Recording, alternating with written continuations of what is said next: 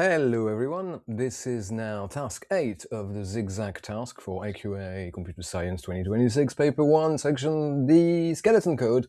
Task 8 is modifying the skeleton program to introduce the concept of a scientist. Really, we introduce the concept of moving individual ants, and that's worker ants, really, from one location in the simulation to another. One ant at a time, and then, so main menu, new option. Error handling should be included to prevent the scientist from being able to select a cell that doesn't contain any worker ants, but no error handling for the size of the simulation. So if you go out of bounds, this is going to error. Right, let's get cracking. Copy, paste, rename Z8. Right. So here I want so in the display menu, I'm going to want a print 6. Just can't do this properly. Relocate one worker ant, and in here, ant, ong simulator. Okay, and elif choice is equal to 6. Now, this one is really about figuring out, what bits of the code do what and what's appropriate to do at what level. So you'll notice that in all of these, we get the cell reference straight up, which that doesn't do any validation. This might be out of bounds. So I'm going to do the same thing. I'm going to do let's get a row and column that's from a get cell reference, bracket, and then we are going to say destination row and destination column. That's equal to the return of this simulation dot relocate ant, which is a new method we're going to create, and then if. So I'm going to say this is going to return the destination if there is one, but if we couldn't move it, it's going to return none. So if I just say if destro, or like if destro is not none, if you're being precious about it, this is going to then print an f string worker relocated from row column to dest row, dest column. Cool. So now all we need to do, as it were, is this, get to simulation.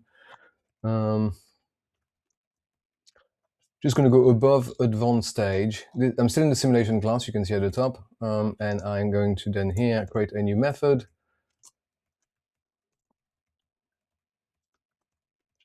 Self, it will take a row and a column, which is the starting one we've got from the get cell selection or whatever, right? But the first thing we're going to do, okay, what do we do here? What do we do here? Well, let's set, we know we want to have a dest row and dest column, and those are initially equal to none. And I'm going to return them a bit later. So, to get all of the workarounds, I'm going to take a list of A for A in self. So for all the ants in the simulation, if A dot, no, is it like is, oh mate, there was like this one, A in send location current cell tells you, is this ant in that cell? So we first need the cell, so let's do this.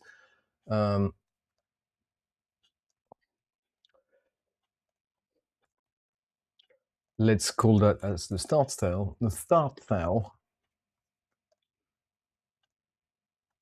If the ant is in same location as the start cell, and a dot get type of ant bracket is equal to worker.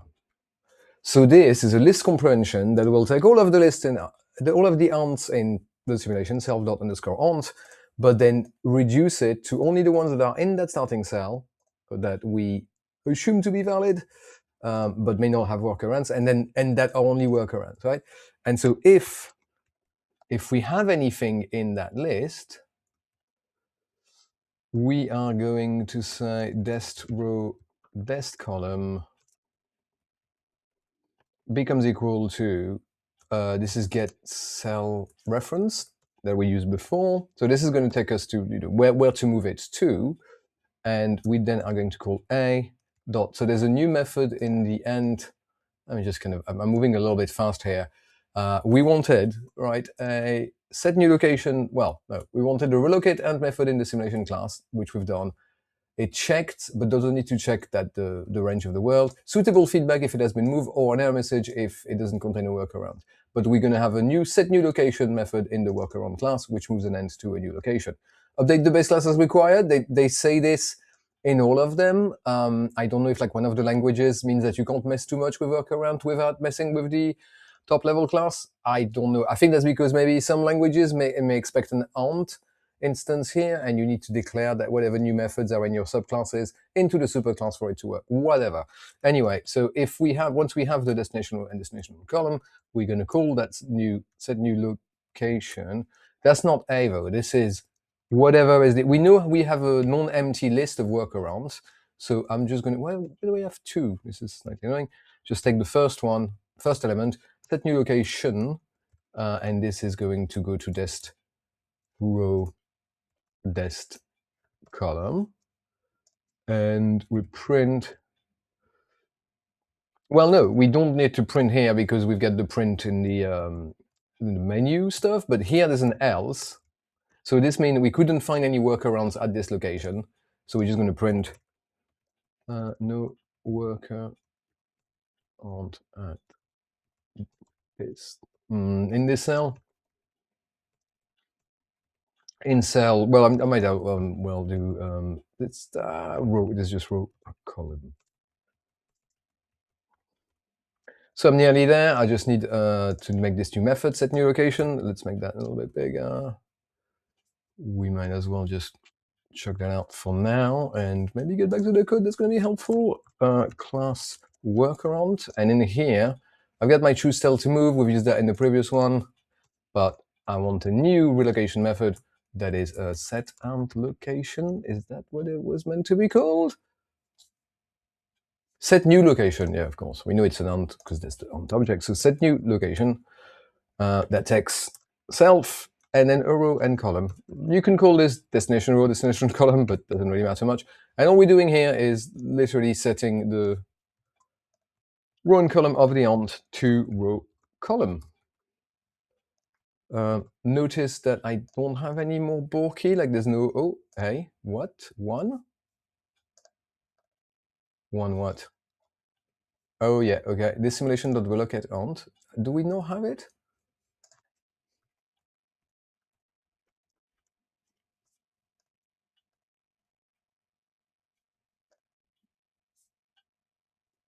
Don't get it. It is here though, def relocate ant in the simulation class. Don't really know what the problem is here. Let's see if that crashes. Okay, looking good. So to test it, we want to first try somewhere where there isn't an ant, a 4-1, and then show the programming suitable error message no one found, and then we try again with 2-4. So it will accept nest location, because 2-4 is the starting nest, to 2-5, just moving the ant for it. Like the simulation is not ticking along. We're just going to relocate it from, was it like the first one is 4-1? Boom, that crashed. Because it doesn't, right, okay, yeah, of course, we relocate ant to the, so it does exist, it's just not called the right way. Yeah, just kind of, we pass through column to relocate ant. Super. Okay, back on track. 1.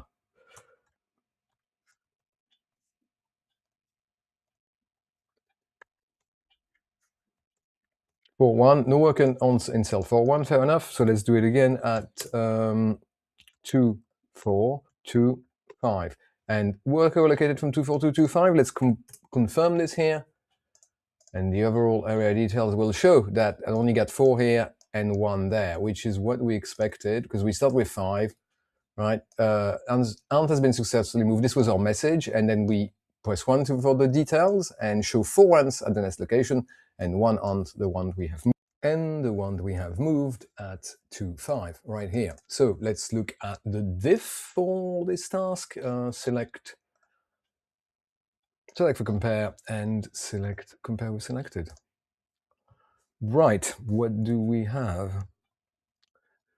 So at the top, I have managed a new choice. You need to display it, of course. And then we take the starting one from the cell reference, but we'll have the destination one from our new method, to which we pass the starting cell reference.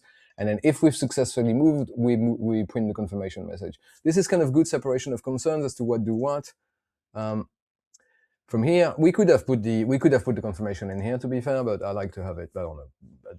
It doesn't really matter. So it's about like who knows what, right? The reason we can't validate is this within the bounds of this is that we would need well in that one we can, right? Because we have self, we're in the simulation class, so we have self number of row, number of column. But generally, you will need those two things to validate. We could have passed it anyway. So that new relocate on't, we set the destinations to none because we have the calling menu code checking whether this is none or not, and we'll return it whether it's filled or not. Or starting cell, we use kind of this type of code, the self underscore grid bracket self underscore get index, which we'll find in a lot of places, right? This is kind of common type of stuff. Same deal, to figure out what ants are in the cell, you iterate over ants, and then you only do whatever you need to do in the ones that happens to be in the same location as the cell you're looking at. And I'm doing this with a list comprehension, and I am adding another criteria, which is the type of ant is a worker, because we don't want to be moving the queen. This is all going to be a massive nightmare.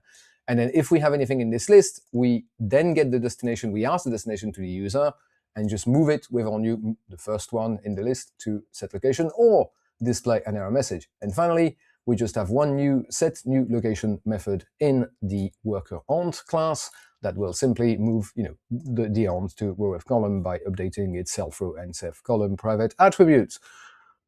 Nothing super difficult here, but remember the point of these is for you to practice and figure out like what is where and who calls what. So there's many other ways of doing that thing. We could have done input validation on the outcome. We're not really doing like input validation in the thing.